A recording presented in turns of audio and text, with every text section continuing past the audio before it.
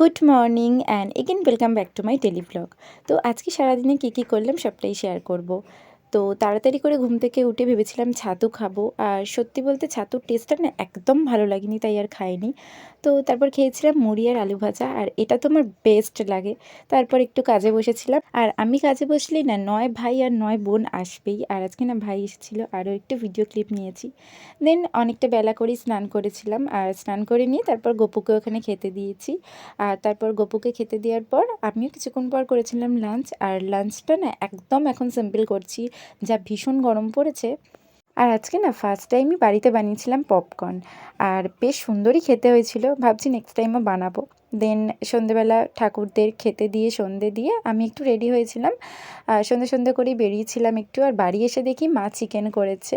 তো আজকে ডিনারটা জাস্ট জমে গেছে, আর আজকে ডিনারে ছিল চিকেন আর ভাত, আর এটা তো বেস্ট কম্বো আমার কাছে। তো that's it for today, by.